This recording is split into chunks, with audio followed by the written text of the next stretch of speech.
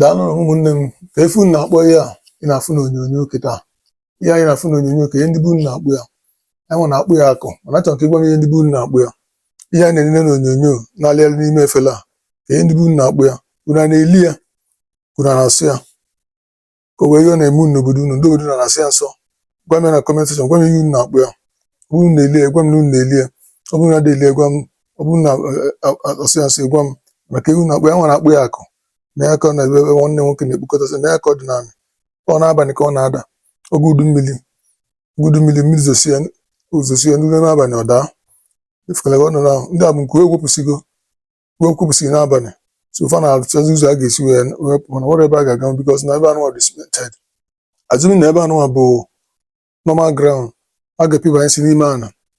Nọkwala ebe a tiri next time a ga-apụtakwa, but because of na ebe a bụ cemented, they are going nowhere. So sede na nwanne m nwoke kpụkọtara ha, ọ na-anọ n'obulu ha, ọ na mgbele bulu ha, whichever way. So they are not going anywhere. Sede na my brother kpụkọtara ifego ndị kpokọrọ etinye na efele. Nke ọ na-akpụkọrọ ọ nọ n'ebuli ya, ọ mgbele ebuli ya. So ka ifu na-akpụ ya, bịa na comment section zaa ya. Achọrọ ka m gwa m ihe unu na-akpọ ya bụ ihe. Kedu ifu na-akpụ ya? Ifu na-akpụ ya na be unu. Ndị be unu na-asị ya nsọ. Ọ na-eyi gị izize, ọ na-asọ gị oyi. Some nwere ndị Moses of this na so like mụ adị na-eli ya. Ọ na-asọ m oyi na-arụ adị m eli ya. Mana ọnwa m nne m na-eli ya. Nwanne nwoke na-ekpoke ya kịta. So gwa m ihe ndị bụ na-akpụ ya.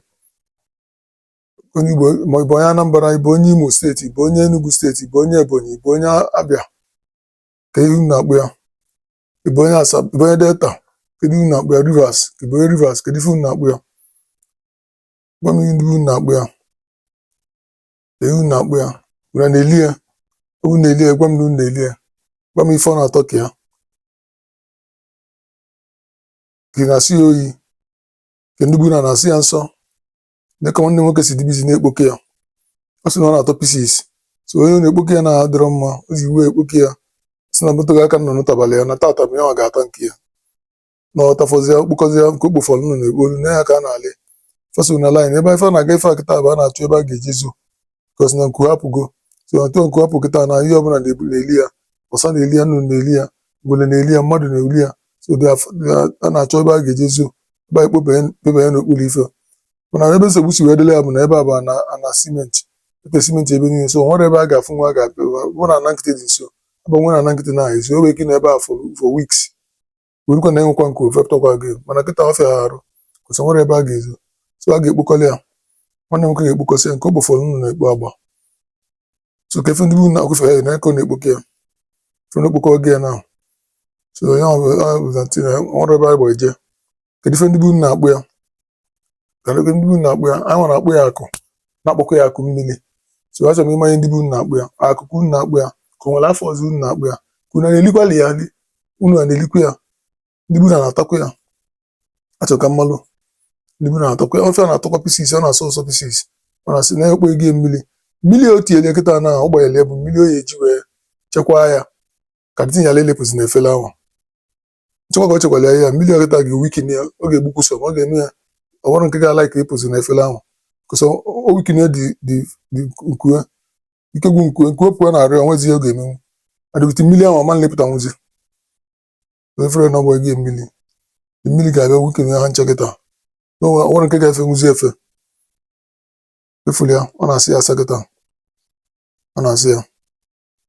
Ọ na-asapụ ya from there. So kedu ife unu na-akpụ ya na be unu? Kedu ife unu na-akpụ ya? Ọkwa nnukwu nri ka ife a bụ akụ. Akụ bụ nnukwu nri. Nnukwu nri. Adịmeli ya, o nwere nke ndị mgbe mpempe a na-akpụ inine. Mana nke a dị chefuru nke a na-ebukarị ya. Adịmeli nke elibe m nke a bifo. Ibu mgbe nke a na-akpụ inine mgbe m na-eli ọ na-atụ m ụjọ dị elu. Dị ka sị na ọ ata m alụ n'ọrụ. So ya mere m adị eli mgbalị ọsọ. So nke eli mgbe m nke a. Nke a bụ na siti ka m bido fụba nke a na Enugu ka m fụlụ ya izi. Mfụkwa ya small na Lagos. Ọ na Enugu ka m na-afụ ya wee. So kedu ihe unu na-akpụ ya? Kedu ihe unu na-akpụ ya n'obodo? Gwa m ihe unu na-akpụ ya n'obodo gị. Gwa m afọ unu na-akpụ ya. Gwa m ị na-eli ya ma ide eli ya. Gwa m ndị obodo ga na-asị ya nsọ. Gwa m ihe mere m ji asọli ya. Achọrọ m ịmanụ. Mana ya na-akpụ ya bụ akụ mmiri. Ọ na-efe n'abalị. Mmiri zoro na mmiri zoo. Zosie na oge mgbede ma na ife mana otu mmiri zosie nnukwu mmiri olu n'abalị. n'ime abalị ebe 9, 10, 11, 12 bido febe. So efesizie ịpụta n'ụtụtụ efucha ma nkuwe ebe niile fụ ka kposasị na anọ ndị na-afepụ nwazi ndị na-ike gwugo anọ na-agagharị ndị mmadụ ndị kpoke ọkwali ndị na-achụ ha n'abalị ya nwa nwa ndị na-ewepụta mgbe chụbụ ya n'abalị ya pak bịa mana nwụrụ anyị nwere efi ebe a. So mosa bụ ọ bụ na chefucha pụta n'ụtụtụ na pak bịa na-abalị ịbatala ya. So ifrọkọ na-ekpọsị ya ọ na-asepti ya asepti ọ ga-eme ya alụ tata. So ka ifu na-akpụ ya na be unu are you people eating it na na-eli ya achọrọ m ịmanụ nwa onye Igbo gwa m ifu nwere na-eli ya nwere na eli ya ma ndị bụ na-asị ya nsọ ọ na ọsọ n'ihe ndị bụ na-asọ nsọ ka ọ na-oyi gị oyi ka ọ na-agụ achọ laikiri ya ka afọ unu na-akpụ ya ama m ya asị akụ mali asị akụ mmiri. So achọrọ m ime ihe unu na-akpụ ya. Ụmụnne m ka m na-ajụ nta kedu ife unu na-akpụ ya aka sị ka gosi unu tata na na-eli ya na be unu ife a na-enyekwa ife na-arụ contain protein and carbohydrates with fats and oil. It's a good food processing ya subtasig ya now. So ọ ga-apagizie next na ọ ga ye ya frying pan na mmanụ frying pan na nnu tinka m ka ike tinye obere mmanụ mana fugo ya ebe gị ya now nekọ na-eyi ya tinyere mmanụ ọ nnu nekọ na-eyi ya ugbolu ọtọgbuo ya nwanne m ọtọgbuo ya ogene na-afịa ogene ọnụ ụtọ scorpions gbukwara ọzọ ogene ọ na-enye m ya nsị mbara mama nta nataba nnọọ ogene tọgbuo ya edife na-emenụ enjoyment dị good tọgbuo onwe ebe ya ụtọ na-atọ gị ogwu ogene na-afịa daalụ nwanne m libe ụwa n'ọchị gị nyelu gị.